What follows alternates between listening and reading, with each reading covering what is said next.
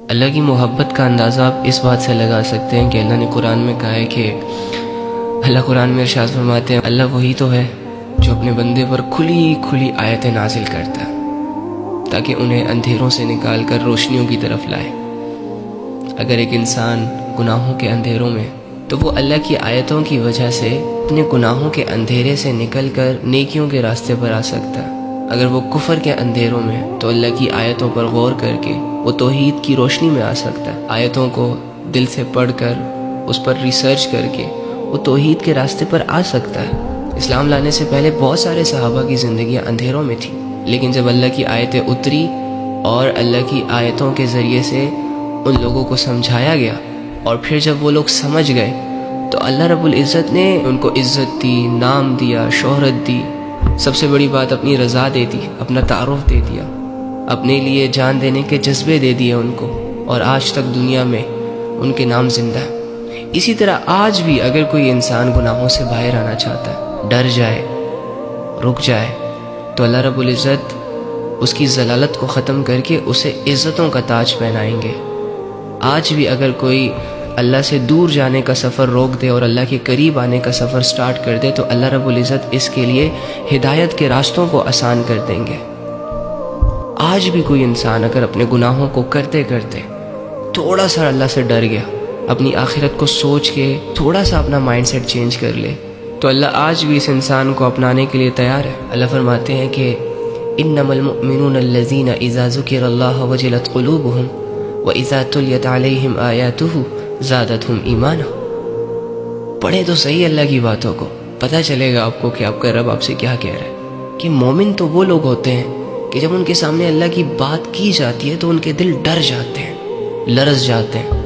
اور جب قرآن کے ذریعے سے ان کو سمجھایا جاتا ہے، جب قرآن کی آیتوں کے ذریعے سے ان کو اللہ کی طرف بلایا جاتا ہے تو ان کے ایمان لیول بڑھ جاتے ہیں، یہ اللہ پر بھروسہ کرنے لگ جاتے ہیں، ان کے اندر آٹومیٹکلی چینج آ جاتا ہے،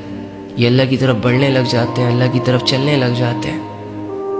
اور ایسے لوگ اللہ کو بہت پسند ہیں۔ فَفِرُّوا إِلَى اللَّهِ، اللہ فرما رہے ہیں دوڑ لگاؤ اللہ کی طرف،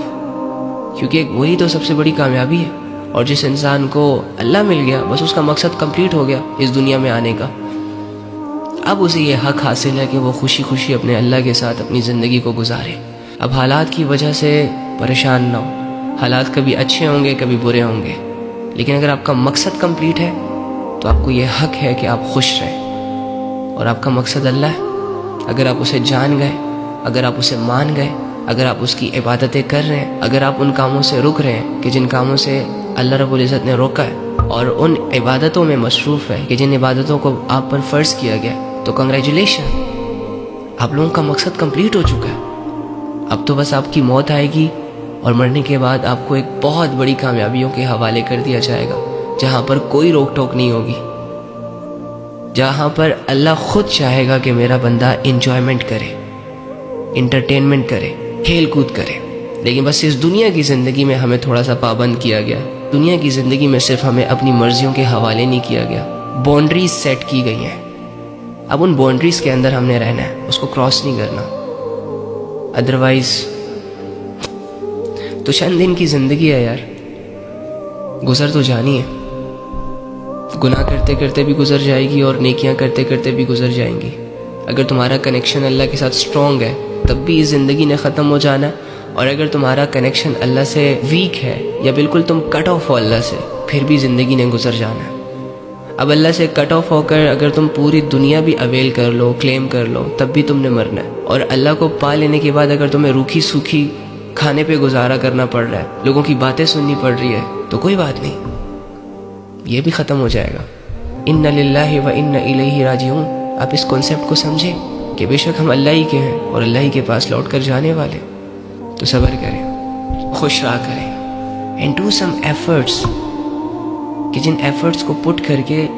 تمہیں یہ ریئلائز ہو جائے کہ تمہارا رب تم سے راضی ہو چکا ہے، تمہیں اس بات کا یقین آ جائے کہ تمہارا رب تم سے خوش ہے۔ ایفرٹ تو کرو گے نا، مشکل نہیں ہے۔